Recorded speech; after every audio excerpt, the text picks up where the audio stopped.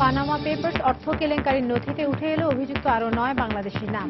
কর ফাঁকির ঘটনায় পুতিনকে জড়াতে অর্থের যোগান দিয়েছিল যুক্তরাষ্ট্র, দাবি উইকিলিক্সের। হিলারি ক্লিনটনের মার্কিন প্রেসিডেন্ট হওয়ার যোগ্যতা নেই, মন্তব্য স্যান্ডার্সের। নিউ ইয়র্কের রাজপথে ট্রাম্প বিরোধীদের বিক্ষোভ।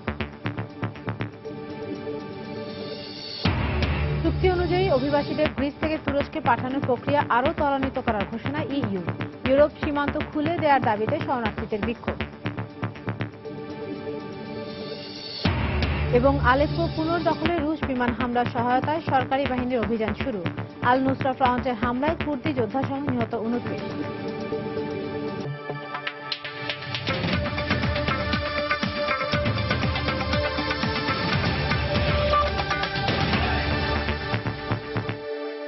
আন্তর্জাতিক সময়, সঙ্গে আছি আমি ইশরাত জাহান। পানামা পেপারসে কর ফাঁকির ঘটনায় রুশ প্রেসিডেন্ট ভ্লাদিমির পুতিনকে জড়াতে অর্থের যোগান দিয়েছিল যুক্তরাষ্ট্র বলে দাবি করেছে উইকিলিক্স। এরই মধ্যে পানামার আর্থিক প্রতিষ্ঠানগুলোর কর্মকাণ্ড খতিয়ে দেখতে একটি কমিশন গঠন করার কথা জানিয়েছেন দেশটির প্রেসিডেন্ট জুয়ান কার্লোস ভেনেলো। আর্থিক কেলেঙ্কারির তথ্য ফাঁসের ঘটনাটি পানামার আইনি পরামর্শক প্রতিষ্ঠান মোসাক ফনসেকা করেছে নাকি হ্যাকিং এর মাধ্যমে ঘটেছে তাও তদন্ত করে দেখবে ওই কমিশন।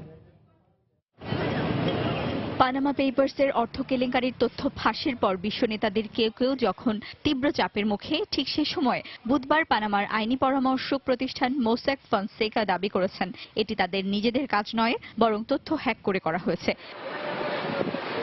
কোম্পানির যেসব ইমেইল ও তথ্য যুক্তরাষ্ট্রভিত্তিক international consortium of investigative journalist ICIJ ও অন্যান্য গণমাধ্যমে প্রকাশিত হয়েছে সেগুলো ভুলভাবে উপস্থাপন করা হয়েছে বলেও দাবি করেন মোসাক ফনসেকার প্রতিষ্ঠাতা সদস্য রামন ফনসেকা। প্রতিষ্ঠানটির এমন দাবির কয়েক ঘণ্টার ব্যবধানে বিষয়টি খতিয়ে দেখতে সরকারিভাবে একটি কমিশন গঠন করা হবে বলে জানান পানামার প্রেসিডেন্ট হুয়ান কার্লোস ভেনেলো। তথ্য হ্যাকিং এর মধ্য দিয়ে হোক বা যেভাবেই হোক এই নথি ফাঁসের মধ্য দিয়ে বিশ্ব নেতাদের অনেকে যে অপ্রীতিকর পরিস্থিতির মধ্যে পড়েছেন তার জন্য দুঃখ প্রকাশ করে ভেনেলো জানান বিষয়টি খতিয়ে দেখতে সব ধরনের সহায়তা করবে পানামা প্রশাসন। আমরা বিষয়টি গভীরভাবে পর্যবেক্ষণ করছি। বিশ্ব নেতাদের কেউ কেউ অনেক বিব্রতকর অবস্থায় পড়েছেন। পানামার আইনি পরামর্শক প্রতিষ্ঠান মোসাক ফনসেকা এই কাজটি আসলেই করেছে কিনা তা অবশ্যই খতিয়ে দেখা হবে। এ বিষয়ে তদন্তে যে কোনো তথ্য দিয়ে সহযোগিতা করব আমরা। এরই মধ্যে রুশ গণমাধ্যম আরটি উইকিলিক্সের তথ্যের বরাত দিয়ে জানায় বিশ্ব নেতা ও তারকাদের কর ফাঁকির গোপন নথিপত্র প্রকাশের নেপথ্যে অর্থের যোগান দেওয়ার পাশাপাশি কলকাঠি নেড়েছে ওয়াশিংটন। রুশ প্রেসিডেন্ট পুতিনকে লক্ষ্য করেই এ নথি প্রকাশ করা হয়েছে বলে জানায় উইকিলিক্স। মার্কিন সাহায্য সংস্থা ইউএস এইড ও বিলিয়নিয়ার জর্জ সরোস মোসাক ফনসেকাকে অর্থের যোগান দেন বলে দাবি উইকিলিক্সের। তবে মার্কিন গণমাধ্যম ইউএস টুডেতে প্রকাশিত এক প্রতিবেদনে দেখা গেছে আইসিআইজে প্রকাশিত ওই নথিতে প্রায় 200 মার্কিন ব্যবসায়ী ও নামিদামি প্রতিষ্ঠানের নাম রয়েছে। প্রতিবেদনে আরও বলা হয় 2011 সাল থেকে মার্কিন ব্যবসায়ী ও প্রতিষ্ঠানের অনিয়ম দুর্নীতির তথ্য ফাঁস করতে সেখানে কাজ করে যাচ্ছে আইসিআইজে। এদিকে পানামার আইনি পরামর্শক প্রতিষ্ঠান মোসাক ফনসেকার সবচেয়ে ব্যস্ত কার্যালয়টি হংকংয়ে অবস্থিত বলে জানিয়েছেন সেখানকার ব্যাংক কর্মকর্তারা। কর ফাঁকি দিয়ে যে প্রতিষ্ঠান ও ব্যক্তিরা অর্থের পাহাড় গড়ছেন তাদের বিরুদ্ধে তথ্য সংগ্রহ কোনো অবৈধ কাজ নয় বলেও মনে করেন তারা। তবে এ ধরনের কাজের ক্ষেত্রে আরও বেশি জবাবদিহিতা থাকা প্রয়োজন বলেও মনে করেন হংকংয়ের ব্যাংক কর্মকর্তারা। সঞ্জিদা ইসলাম, সময় সংবাদ। পানামার আইনি পরামর্শক প্রতিষ্ঠান মোসাক ফনসেকার ফাঁস হওয়া নথিতে এবার কর ফাঁকিতে অভিযুক্ত আরও 9 বাংলাদেশির নাম পাওয়া গেছে। এর আগে নথিতে কর ফাঁকি দিয়ে বিদেশে নামে বেনামের প্রতিষ্ঠান খুলে অর্থ সম্পদ পাচার করা আরও 25 বাংলাদেশি ব্যক্তি ও প্রতিষ্ঠানের নাম পাওয়া যায়। ওয়াশিংটন ভিত্তিক international consortium of investigative journalist আইসিআইজের ওয়েবসাইটে মোট 34 ব্যক্তি ও প্রতিষ্ঠানের অ্যাকাউন্ট সম্পর্কে তথ্য পাওয়া যায়। সেখানে 26 জন ক্লায়েন্ট, মাস্টার ক্লায়েন্ট ও 2টি কোম্পানির নাম উল্লেখ রয়েছে। এর মধ্যে 4 জনের ডবল অ্যাকাউন্ট ও 2 জনের স্বামী স্ত্রী যৌথ অ্যাকাউন্ট রয়েছে। ওয়েবসাইটে বাংলাদেশি ক্লায়েন্টদের 23 জনের ঠিকানাও দেওয়া আছে। আইসিআইজি তালিকায় নতুন ব্যক্তিদের মধ্যে রয়েছেন এএফএম রহমতুল্লাহ বাড়ি, captain M A Zaul, Salma হক, কাজী রায়হান জাফর, মির্জা এ ইয়াহিয়া, মোহাম্মদ জাহিদুল ইসলাম, নজরুল ইসলাম, সৈয়দা সামিনা মির্জা ও জুলফিকার হায়দার। এছাড়াও বিবিটিএল নামে নতুন একটি কোম্পানির নামও এই তালিকায় রয়েছে। এর আগে প্রকাশিত আইসিআইজের তথ্য অনুযায়ী পানামা পেপারসে অভিযোগ এসেছে এএসএম মহিউদ্দিন মোনেম, আসমা মোনেম, আজমত মঈন, কাজী জাফরুল্লাহ, নীলফাজ জাফর সহ মোট 25 জনের বিরুদ্ধে। পানামা পেপারসের তথ্য অনুযায়ী বিশ্বের 200টিরও বেশি দেশের গ্রাহক বিদেশে 2,14,488টি অফশোর কোম্পানি স্থাপন করে কর ফাঁকি দিয়ে ব্যবসা করছে, আর এতে আইনি সহায়তা দিয়েছে মোসাক ফনসেকা।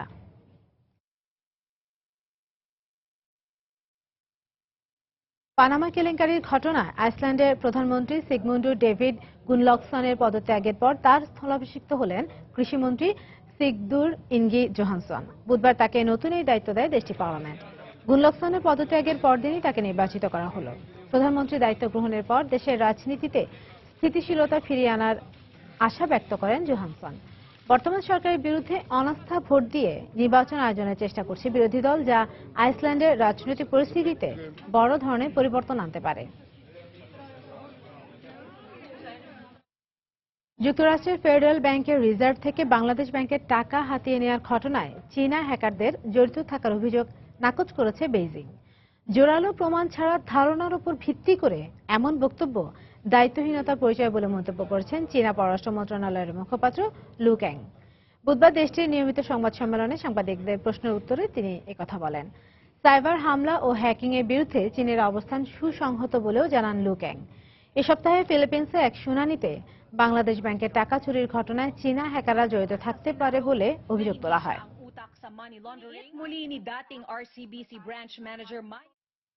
দেখছেন আন্তর্জাতিক সময়। শান্তি আনতে লাইফটাই কিনলাম নতুন সিমটা, কিন্তু সকালে এক করলে সন্ধ্যায় আরেকটা। মেয়াদের যা চরম, হাতে ফেলে বোনাসটা। নিলে নতুন কানেকশন, কেউ শান্তি দেয় না। শান্তি শুধু এয়ারটেলে, কোনো প্যারা দেয় না। শান্তি শুধু এয়ারটেলে। কথা আর ইন্টারনেটের বেস্ট অফারে শান্তি শুধুমাত্র এয়ারটেল নতুন প্রিপেড কানেকশনে। এয়ারটেল, দেশের সেরা স্মার্টফোন নেটওয়ার্ক।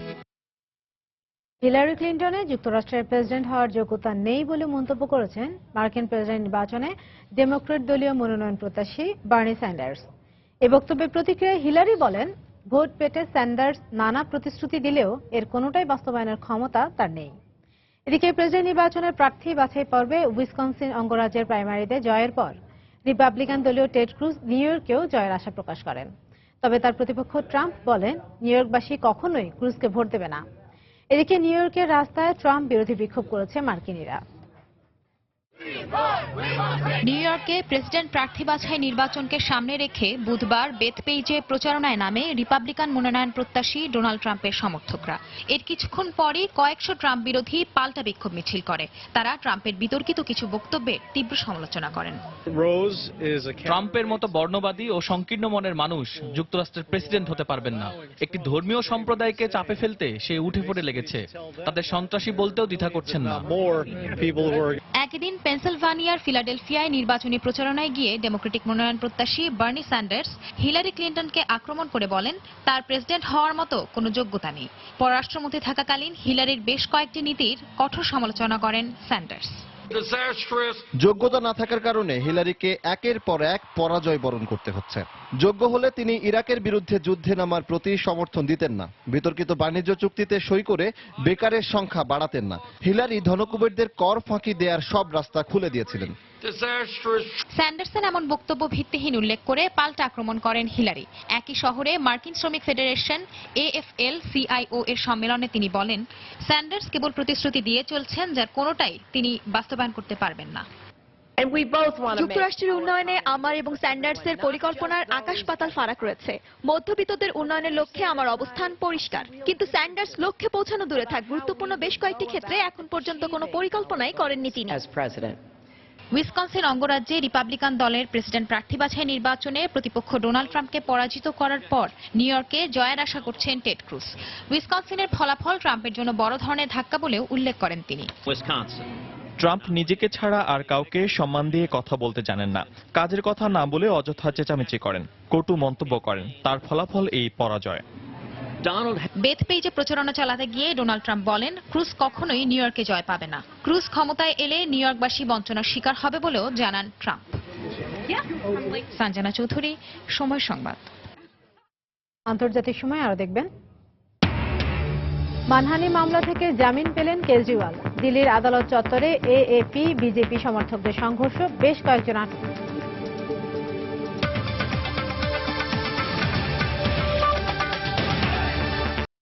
তুরস্ক ইইউ চুক্তি অনুযায়ী শরণার্থীদের গ্রিস থেকে তুরস্কে পাঠানোর প্রক্রিয়া আরও ত্বরান্বিত করার ঘোষণা দিয়েছে ইইউ।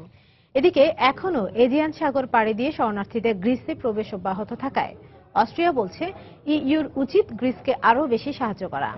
আর জাতিসংঘের শরণার্থী বিষয়ক সংস্থার প্রধান ফিলিপো গ্র্যান্ডি বলেছেন, ইইউ তুরস্ক চুক্তির ভালো না মন্দ তা বিচার করার সময় এখনো হয়নি।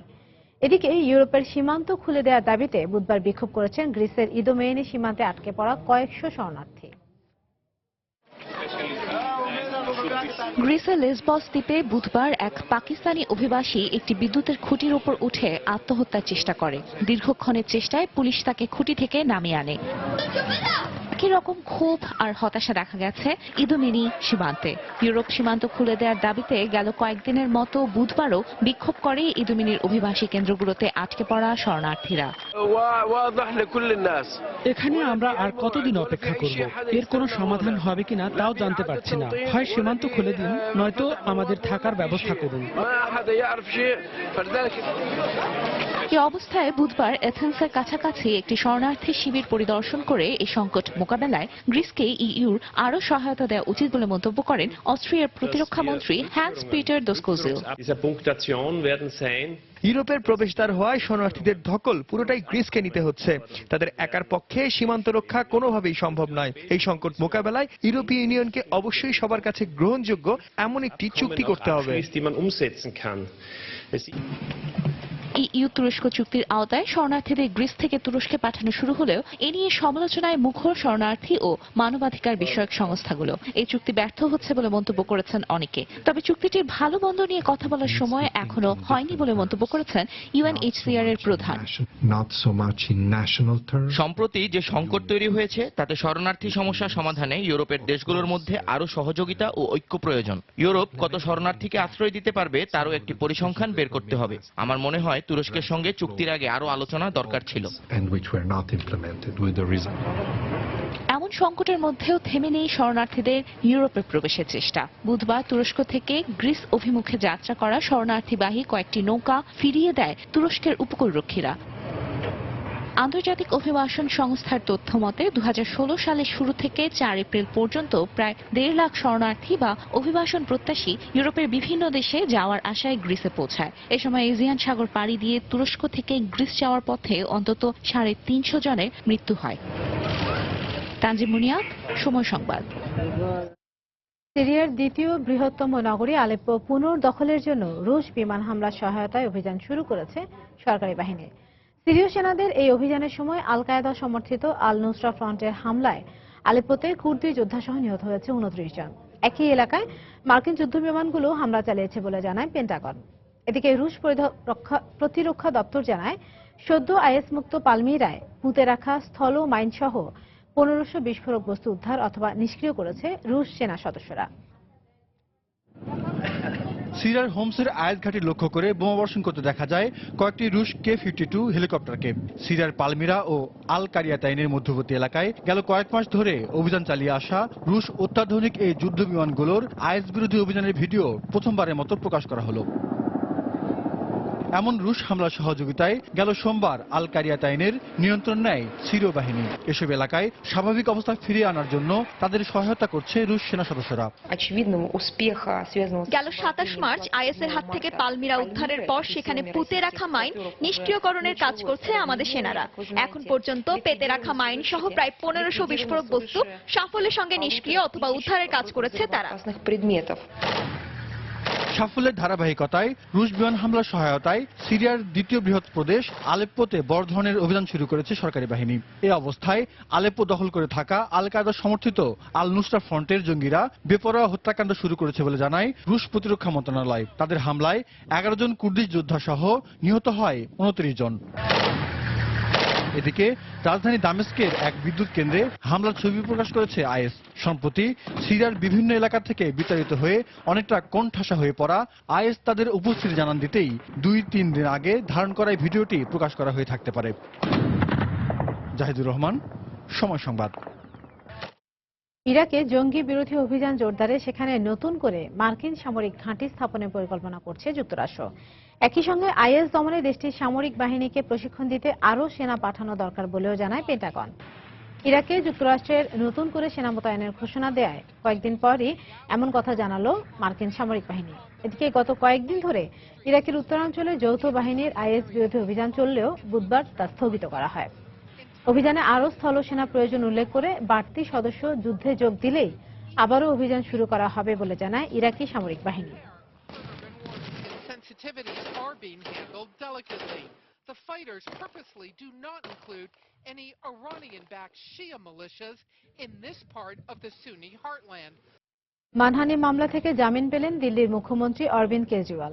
তার বিরুদ্ধে অর্থমন্ত্রী অরুণ জেটলির দায়ের করা মানহানি মামলায় হাজিরা দিতে বৃহস্পতিবার পাটিয়ালা হাউস আদালতে উপস্থিত হন কেজরিওয়াল। মামলা শুনানির সময় তার আইনজীবী মুখ্যমন্ত্রীর জামিন চেয়ে আবেদন করলে তা গ্রহণ করা হয়। এ সময় অরুণ জেটলিও আদালতে উপস্থিত ছিলেন। এদিকে এই মামলার শুনানিকে কেন্দ্র করে পাটিয়ালা হাউস আদালতের সামনে এএপি ও বিজেপি সমর্থকরা জড়ো হলে তাদের মধ্যে সংঘর্ষ বেঁধে যায়।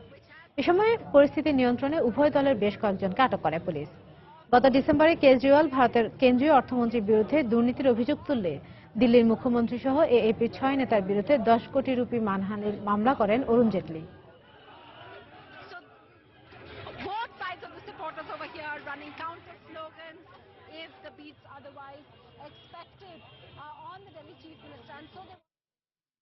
পাঠানকোট হামলার ঘটনা তদন্তকারী ভারতীয় গোয়েন্দা কর্মকর্তা মোহাম্মদ তানজিল হত্যাকাণ্ডে জড়িত থাকার অভিযোগে ২ জনকে আটক করা হয়েছে। তবে আটককৃতদের পরিচয় এখনো প্রকাশ করা হয়নি। তাদেরকে জিজ্ঞাসাবাদ করা হচ্ছে বলে জানায় পুলিশ। হামলাকারীদের ব্যবহৃত মোটরসাইকেলও খুঁজে পাওয়ার দাবি করে তারা। তবে হত্যাকাণ্ডের উদ্দেশ্য সম্পর্কে এখনো জানা যায়নি। উত্তরপ্রদেশ পুলিশের বক্তব্য, ব্যক্তিগত কোনো কারণে খুন হয়ে থাকতে পারেন এনআইএ কর্মকর্তা তানজিল। গত সপ্তাহে উত্তরপ্রদেশে একটি বিয়ের অনুষ্ঠান থেকে ফেরার পথে ২ বন্দুকধারীর গুলিতে নিহত হন তিনি।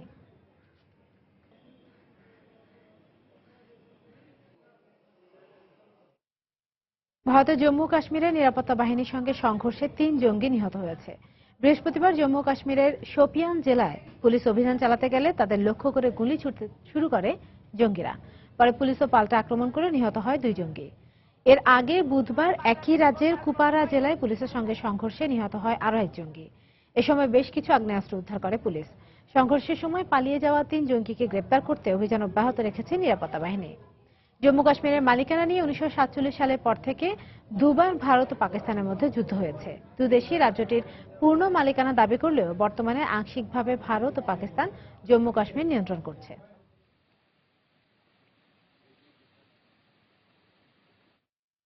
পাকিস্তানের জঙ্গি সংগঠন জৈশ-ই মোহাম্মদের প্রধান মাসুদ আজহারের ওপর নিষেধাজ্ঞা আরোপের আগে ভারতের আরও তথ্য প্রমাণ দেখাতে হবে বলে জানিয়েছে চীনা দূতাবাসের উপপ্রধান লিউ জিনসং। তিনি বলেন, কোনো ব্যক্তিকে জাতিসংঘের সন্ত্রাসী হিসেবে চিহ্নিত করা খুবই গুরুতর বিষয়। ভারত জাতীয় স্বার্থের কথা বলে পাকিস্তানের বিরুদ্ধে অবস্থান নিচ্ছে উল্লেখ করে লিউ আরও বলেন, ২ দেশের উচিত প্রতিবেশী সুলভ আলোচনার মাধ্যমে যৌক্তিক সিদ্ধান্তে পৌঁছানো। এর আগে আজহারের ওপর আন্তর্জাতিক নিষেধাজ্ঞা আরোপের জন্য জাতিসংঘের কাছে ভারতের দেয়া প্রস্তাবটিতে চীন ভেটো দেয়। ওই প্রস্তাবে পাঠানকোট বিমান ঘাঁটিতে সন্ত্রাসী হামলার পেছনে মূল অভিযুক্ত হিসেবে আজহারের নামটি উল্লেখ করে ভারত। হামলায় আজহারের জড়িত থাকার শক্ত প্রমাণ আছে বলে ভারত দাবি করলেও তা যথেষ্ট নয় বলে জানিয়েছে চীন। তাই বলে চীন কোনো রাষ্ট্র বা গোষ্ঠীকে সমর্থন বা বিরোধিতা করছে না বলেও লিউ নিশ্চিত করেন। ভারতের রাজস্থানের দলিত সম্প্রদায়ের ৩ কিশোর নির্যাতনের ঘটনায় ৬ জনকে গ্রেপ্তার করেছে পুলিশ। পুলিশ জানিয়েছে, গেল শনিবার দলিত সম্প্রদায়ের ওই ৩ কিশোরকে মোটরসাইকেল চুরির অভিযোগে গাছের সঙ্গে বেঁধে নির্যাতন করে স্থানীয় ৬ যুবক। পরে খবর পেয়ে পুলিশ সেখানে গিয়ে ওই কিশোরদের উদ্ধার করে। এ মাসের শুরুতে কর্ণাটক রাজ্যের একটি মন্দিরে দলিত সম্প্রদায়ের লোকদের প্রবেশ নিষিদ্ধ করে উচ্চ সম্প্রদায়ের লোকেরা। এতে ক্ষিপ্ত হয়ে দলিতরা উচ্চ সম্প্রদায় এবং পুলিশের ওপর হামলা করে।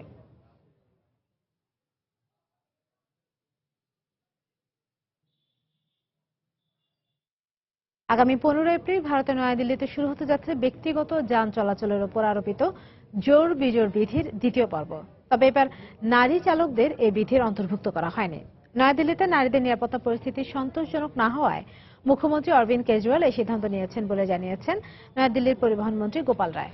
তিনি আরও জানান, শিক্ষার্থীদের বহনকারী পরিবহনও এই বিধির বাইরে রাখার পরিকল্পনা রয়েছে সরকারের। আগামী কয়েকদিনের মধ্যে এই ব্যাপারে চূড়ান্ত সিদ্ধান্ত জানানো হবে।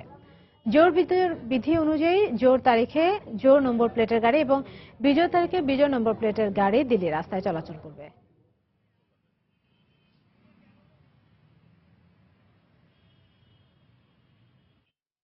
ভারতের রাজধানী দিল্লিতে অপ্রাপ্তবয়স্ক চালকের গাড়ি চাপায় এক পথচারীর মৃত্যুর ঘটনা নিয়ে তোলপাড় শুরু হয়েছে। স্থানীয় গণমাধ্যম প্রকাশিত সিসিটিভি ফুটেজে দেখা যায় সিদ্ধার্থ শর্মা নামে ওই পথচারী রাস্তা পার হবার সময় দ্রুত বেগে ছুটে আসা একটি মার্সিডিজ তাকে চাপা দেয়। ঘটনাস্থলে সিদ্ধার্থের মৃত্যু হয়। পুলিশ জানিয়েছে, পথচারীকে আঘাত করার সময় গাড়ির গতি ছিল প্রায় 100 কিলোমিটার। তারা আরও জানায়, গাড়িতে চালাচ্ছিল 17 বছর বয়সী এক স্কুল ছাত্র। পুলিশ তাকে গ্রেপ্তার করার 1 ঘন্টার মধ্যে তার জামিনের ব্যবস্থা করা হয় বলে জানায় স্থানীয় সংবাদ মাধ্যম। এদিকে সিদ্ধার্থ শর্মার বাবা এই দুর্ঘটনাকে হত্যাকাণ্ড উল্লেখ করে তার সন্তান হত্যার সুষ্ঠু বিচার কামনা করেছেন। আন্তর্জাতিক সময় আরো যা দেখবেন। যুক্তরাষ্ট্রের ওকলাহোমায় ছড়িয়ে পড়েছে ভয়াবহ দাবানল। পুড়ে গেছে প্রায় 86 বর্গমাইল এলাকা।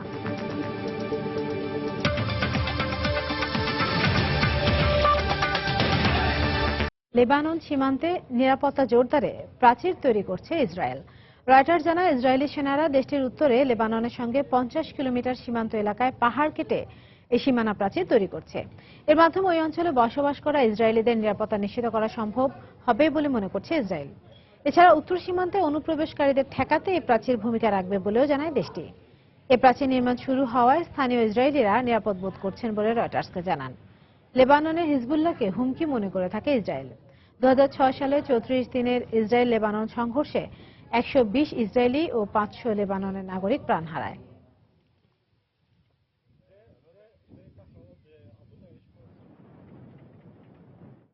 ফিলিস্তিন ইস্যুতে ফরাসি শান্তি পরিকল্পনা নিয়ে আলোচনা করতে চলতি মাসের শেষ নাগাদ প্যারিস সফর করবেন প্রেসিডেন্ট মাহমুদ আব্বাস। বুধবার এই তথ্য নিশ্চিত করেন প্রেসিডেন্ট দপ্তরের মুখপাত্র নাবিল আবু রোদেনিয়া। সংবাদ সংস্থা এএফপিকে দেয়া সাক্ষাৎকারে তিনি জানান, ফ্রান্সের উদ্যোগে একটি আন্তর্জাতিক শান্তি সম্মেলনের আয়োজনের বিষয়ে ফরাসি প্রেসিডেন্ট ফ্রান্সোয়া ওলাদের সঙ্গে বৈঠক করবেন। এছাড়া 15 এপ্রিলের আগেই রুশ প্রেসিডেন্ট ভ্লাদিমির পুতিনের সঙ্গে সাক্ষাৎ করতে মস্কো সফর করবেন প্রেসিডেন্ট মাহমুদ আব্বাস। ফিলিস্তিন ও এই অঞ্চলের রাজনৈতিক পরিস্থিতি নিয়ে আলোচনা হবে বলে জানানো হয়। নিউ ইয়র্কে জাতিসংঘের অধিবেশনে যোগ দেবার আগে জার্মান চ্যান্সেলর অ্যাঙ্গেলা মের্কেলের সঙ্গে বৈঠকের জন্য বার্লিন সফরের কথা রয়েছে মাহমুদ আব্বাসের।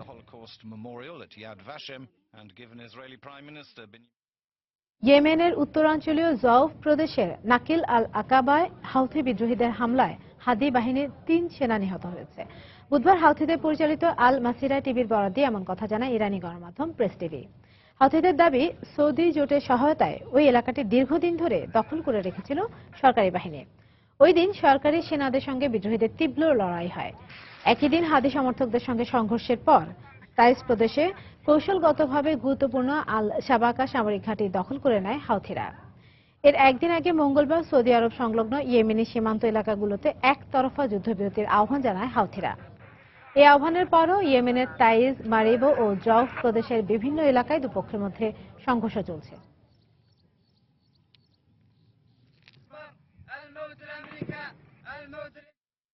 ইউরোপ ও তার আশপাশের অঞ্চলের নিরাপত্তা নিয়ে রাশিয়ার সঙ্গে আলোচনায় বসার ইচ্ছা প্রকাশ করেছেন নেটো মহাসচিব জেন্স স্টলটেনবার্গ। রাশিয়াকে জোটের সবচেয়ে বড় শত্রু হিসেবে উল্লেখ করার কয়েকদিন পরই এমন কথা বলেন স্টলটেনবার্গ। ক্রিমিয়া রাশিয়ার অন্তর্ভুক্ত হওয়া ও পূর্ব ইউক্রেনে সংঘাতময় পরিস্থিতি তৈরি হওয়ার পর মস্কোর সঙ্গে সব ধরনের সামরিক সহযোগিতা বাতিল করে নেটো। এরপরও রুশ নেটো পরিষদে এই অঞ্চলের সার্বিক পরিস্থিতি নিয়ে আলোচনার বিষয়ে আশাবাদী সংস্থার মহাসচিব। যদিও কয়েকদিন আগে রুশ পররাষ্ট্র মন্ত্রণালয় জানায়, রুশ নেটো পরিষদ এখন আর কার্যকর নেই।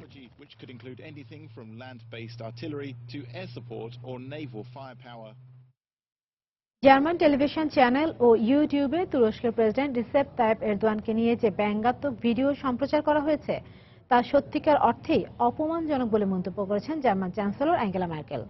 তুরস্কের প্রধানমন্ত্রী আহমেদ দাভুতোগলুর সঙ্গে টেলিফোনে আলাপকালে রোববার তিনি এই মন্তব্য করেন। ভিডিওটি প্রকাশের মাধ্যমে টিভি চ্যানেলটি আইনের অবমাননা করেছে কিনা তা খতিয়ে দেখতে তদন্ত শুরু করেছে জার্মান প্রসিকিউটররা। যদিও এর আগে ভিডিওটি ইউটিউব থেকে সরিয়ে নেওয়ার জন্য জার্মানিকে অনুরোধ করা হলেও তা প্রত্যাখ্যান করা হয়। এ ব্যাপারে জার্মানির পক্ষ থেকে বলা হয়, মত প্রকাশের স্বাধীনতাকে জার্মানি সর্বোচ্চ গুরুত্ব দেবে।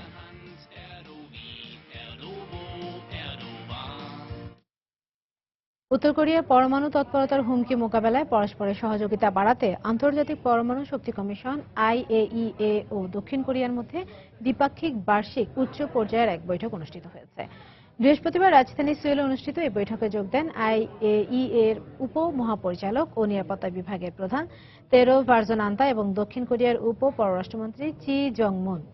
এ নিয়ে কোরীয় উপদ্বীপে পরমাণু নিরাপত্তা ইস্যুতে চতুর্থ দফা বৈঠক অনুষ্ঠিত হলো। সম্প্রতি একের পর এক পরমাণু অস্ত্র বহনে সক্ষম ক্ষেপণাস্ত্র উৎক্ষেপণের প্রতিক্রিয়ায় উত্তর কোরিয়ার বিরুদ্ধে চলমান অবরোধে আরও কড়াকড়ি আরোপ করে জাতিসংঘ নিরাপত্তা পরিষদ। ব্রাসেলসে হামলাকারীদের একজন একসময় ইউরোপীয় পার্লামেন্টে চাকরি করত বলে জানিয়েছে দেশটি। বুধবার বেলজিয়ামের ঊর্ধ্বতন কর্মকর্তারা জানান, নাজিম লাসরাউই নামের ওই হামলাকারী পরিচয় গোপন করে 2009 সালে ইউরোপীয় পার্লামেন্টে পরিচ্ছন্নতা কর্মীর কাজ নিয়েছিলেন। 2010 সালের গ্রীষ্ম পর্যন্ত এই কাজে তিনি নিয়োজিত ছিলেন। তবে ইউর পার্লামেন্টের পক্ষ থেকে বলা হয়, তাদের পরিচ্ছন্নতা বিভাগ নিশ্চিত করেছে যে সে সময় লাসরাউইর কোনো সন্ত্রাসী কর্মকাণ্ডে জড়িত থাকার তথ্য পাওয়া যায়নি। এদিকে বেলজিয়ামের প্রধানমন্ত্রী চার্লস মিশেল স্বীকার করেছেন, নিরাপত্তা ত্রুটির কারণেই হামলা চালাতে সক্ষম হয় সন্ত্রাসীরা। তবে এই হামলা কোনোভাবেই প্রমাণ করে না যে বেলজিয়াম অনিরাপদ। গেল 22 মার্চ ব্রাসেলসের জাভেনতেম বিমানবন্দর ও মেট্রো স্টেশনে সন্ত্রাসী হামলায় 32 জন নিহত হয়।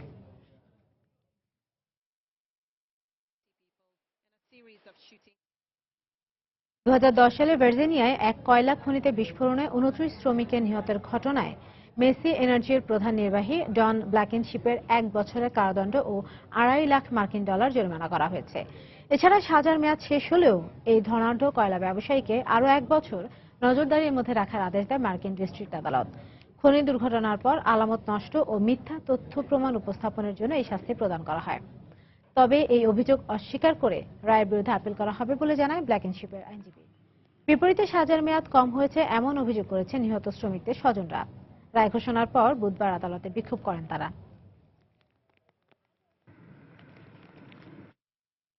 সরকারি তহবিলের হিসেব গোপন করার অভিযোগে ব্রাজিলের প্রেসিডেন্ট দিলমা রোসেফকে অভিশংসনের পক্ষে ভোট দিয়েছে সংসদীয় কমিটি। বৃহস্পতিবার বিরোধী দলের সংসদ সদস্য জোভাইর আরান্তিস নেতৃত্বে 65 সদস্যের সংসদীয় কমিটি এর পক্ষে মতামত দেন। পরে আরান্তিস গণমাধ্যমকে জানান, রোসেফকে অভিশংসনের যথেষ্ট সুযোগ রয়েছে এবং তাই হবে সঠিক কাজ। আরান্তিসের অভিযোগ, দিলমা সরকারি তহবিলের ঘাটতির কথা ক্ষমতার অপব্যবহার করে গোপন করেছেন। সংসদের 2/3 সদস্য অভিশংসনের পক্ষে মত দেয় বিষয়টি মীমাংসার জন্য সিনেটে পাঠানো হবে। এর ফলে প্রায় 180 দিনের জন্য বরখাস্ত হবেন দিলমা রোসেফ। এ সময় ভাইস প্রেসিডেন্ট মিশেল তিমির ভারপ্রাপ্ত প্রেসিডেন্ট হিসেবে দায়িত্ব পালন করবেন। ইউরোপীয় ইউনিয়ন ইউক্রেন বাণিজ্যিক সহযোগিতা চুক্তি চূড়ান্ত করার বিপক্ষে গণভোট দিয়েছে নেদারল্যান্ডস। প্রাথমিক ফলাফল অনুযায়ী 61% ডাচ নাগরিক ইউক্রেনের সাথে চুক্তি পাকাপোক্ত করার বিপক্ষে মত দিয়েছে। ভোট দেওয়ার পর ডাচ প্রধানমন্ত্রী মার্ক রুত্তে সাংবাদিকদের জানিয়েছেন, 30% বেশি ভোট না পড়ায় এই ফলাফলই গ্রহণযোগ্য নির্ধারিত হয়েছে। ইউক্রেন এরই মধ্যে ফলাফলে অসন্তোষ জানিয়ে গণভোটের ফলাফল পুনরায় পর্যালোচনার কথা জানিয়েছে। আর ইউক্রেনের বিরোধী দল অভিযোগ করেছে, দুর্নীতিপ্রবণ পোরোশেঙ্কো সরকার ইউক্রেনের প্রতি নেদারল্যান্ডসের মুখ ফিরিয়ে নেওয়ার মূল কারণ। অবশ্য রুশ গণমাধ্যম RIA নভোস্তিতে বলেছে, কিয়েভ ইউর চুক্তিতে ডাচ নাগরিকদের অনীহাই প্রমাণ করছে ইউর প্রতি বিশ্বাস হারাচ্ছে সাধারণ ইউরোপীয়রা।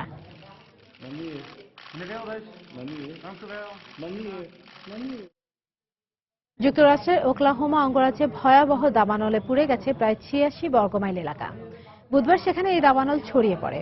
এছাড়া গেল 1 সপ্তাহ ধরে কানসাস, অ্যারিজোনা সহ দেশটির বেশ কয়েকটি অঙ্গরাজ্যে দাবানলে পুড়ে গেছে কয়েক হাজার একর এলাকা।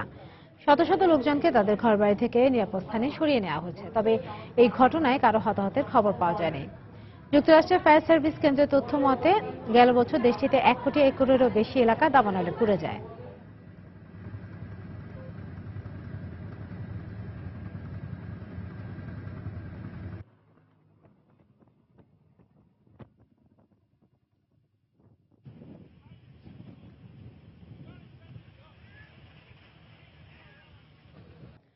জাতীয় পরমাণু প্রযুক্তি দিবসকে সামনে রেখে ইরানের প্রেসিডেন্ট হাসান রুহানি পরমাণু প্রযুক্তি বিষয়ক সম্মেলনের উদ্বোধন করেছেন।